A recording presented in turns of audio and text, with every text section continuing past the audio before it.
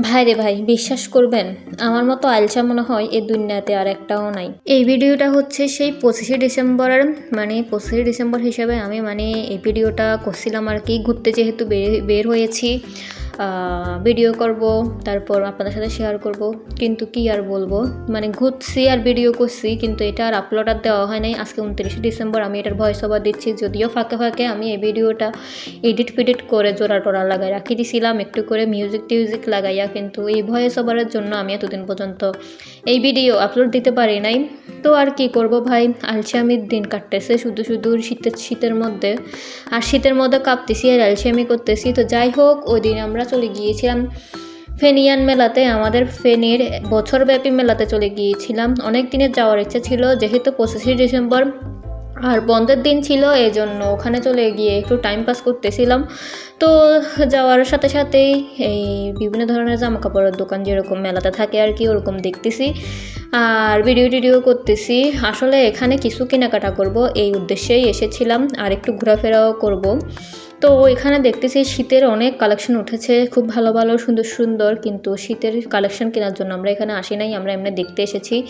আর কি কিনবো সেটা তো দেখবেনই। আর এদিকে এত সুন্দর জামা, এই জামাটার দিকে আমি যাওয়ার আগ পর্যন্ত চোখ লাগিয়েছিল, এত সুন্দর জামা। এদিকে তো বাচ্চাদের বিভিন্ন ধরনের খেলনা আইটেম থেকে শুরু করে শাড়ি, জামা কাপড়, বোরকার সব কালেকশানে কিন্তু আমাদের এই ফেনিয়ান মেলাতে আছে। আপনারা চাইলে অবশ্যই চলে আসতে পারেন। এটা কিন্তু 1-2 দিনের মেলা না, প্রথমেই বলেছি এটা বছরব্যাপী মেলা, তাই এটা 1 বছর পর্যন্ত যেহেতু থাকবে, আপনারা যে কোনো সময় আমাদের ফেনীতে চলে এসে এই মেলা উপভোগ করতে পারবেন। এই মেলাতে কিন্তু খাওয়া দাওয়ারও অনেক আয়োজন আছে, দেখতে পাবেন। ওদিকে সুন্দর জুতার কালেকশন ছিল, ব্যাগের হিউজ পরিমাণ কালেকশন ছিল, আর বাচ্চাদের খেলনার কথা তো কী বলবো, অনেক সুন্দর ইউনিক খেলনাগুলো ছিল।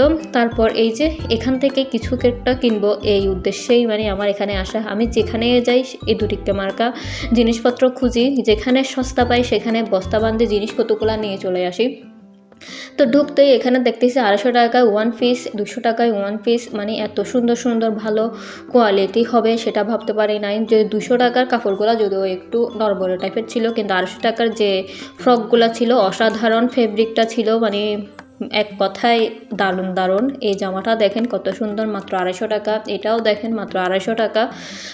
এই জামাগুলো যে 250 টাকার ভিতরে পাবেন আপনারা কল্পনাও করতে পারবেন না, হয়তো দেখে বোঝা যাচ্ছে না, ধরলে বুঝতে পারতেন এই কাপড়ের কোয়ালিটি কতটা ভালো। আর ডিজাইনটা তো দেখতে পাচ্ছেন ফ্লাওয়ারের ভিতরে, খুবই সুন্দর, কালারফুল সবগুলো কালার।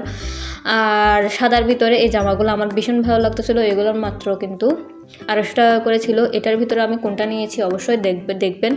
আর এই যে এটা আমার অনেক ভালো লেগেছিল, কিন্তু এটা 2-3 ধোয়া দেওয়ার পরে মনে হচ্ছে তেনা হয়ে যাবে, এই জন্য আমি এটা নিই নাই। কিন্তু আমার অনেক ভালো লাগছিলো, আমি শেষ পর্যন্ত ধরে রাখছি, কিন্তু নিই নাই। আবার বাসায় এসে চিন্তা করতেছিলাম কেন যে নিলাম না, কয়দিনে বা পরবো একটা জামা, শুধু মনকে কষ্ট দিলাম। তো যাই হোক, এখানে যে 3 পিস, এই 1 পিসগুলো দেখতেছেন, এগুলো মাত্র 200 টাকা করে ছিল। আর এই তো আমি এই জামাটা নিয়েছি, এই জামাটা কেমন হয়েছে অবশ্যই জানাবেন। এটা ফেব্রিক্সটা ছিল অসাধারণ সুন্দর, মাত্র 250 টাকা দাম ছিল। তো এটা আমরা নিয়ে একটু ঘোরাফেরা করে বের হয়ে পড়লাম ওই দোকান থেকে বের হতেই আবারও শীতের কালেকশন, বাচ্চাদের কালেকশন। আর এই যে ঢাকায় এশিয়ান ফুচকা, আমি আমার কয়েকটা ব্লগ ভিডিওতে দেখিয়েছি আমি ঢাকায় এশিয়ান ফুচকার আর চটপটি কতটা ভালোবাসি। তো এখানে দেখতেছি সেই ঢাকায় এশিয়ান ফুচকা চলে এসেছে, যদিও আমরা তখন আর খাই নাই, কারণ পেটটা একদম ভরা ছিল, খেয়ে দিয়ে বেরোইছি এই জন্য। তারপর এদিকে ছিল কোকারেসের আইটেমগুলো ছিল বেশ দারুণ, বেশ সুন্দর। আমি কয়েকটা কোকারেসের আইটেমের দাম জিজ্ঞেস করেছি, কিন্তু দামটা একটু বেশি মনে হয়েছে আমার থেকে, তাই ওখান থেকে আর নিই নাই। কিন্তু একটা জিনিস নিয়েছি, একটু পরে দেখবেন সেটা। এই যে পাতিল ফুতিল এগুলো দেখতেছিলাম, এগুলো বলে 300, 350, 600, 250, 200, ছোট্ট একটা ফাতিলের দাম বলে 200। আমি আর নিই নাই, এই জন্য ফাতিল ফুতুল কিন্তু অনেক পছন্দ হয়েছিল। তারপর আমি এই ডান্ডা মার্কা এটা নিয়েছি। এটা হচ্ছে আলু ভর্তা করার আর কি, যেটা কি বলে, আচ্ছা আলু ভর্তা করে কি, এগুলো আলু ভর্তা করে এগুলো। তো এটা কিনে টাকা টোকা দিয়ে অনেকগুলো জিনিসপত্র দেখে চলে এসেছি। তারপর আমরা চলে যাচ্ছিলাম একটা স্বপ্ন সুপার শপে, সেখান থেকে আমরা কিছু বাজার সদাই করছিলাম আর কি, ওগুলো আর ভিডিও করে নেই। তো যাই হোক, এখান থেকে নিয়েছিলাম মনে হয় 2টা কোয়েল পাখি, একদম ফ্রেশ কোয়েল পাখি ছিল, কাটাকুটা। ওদিকে অনেকগুলো মাছ মাংস ছিল। তো এখান থেকে তারপর আমরা বাসায় চলে গিয়েছিলাম। আমরা আরও অনেক জায়গায় ঘুরেছি, ওগুলো আর ভিডিও করতে ইচ্ছা করে না। তো আজকের মতো ভিডিও এখানে, সবাই অনেক ভালো থাকবেন, টাটা।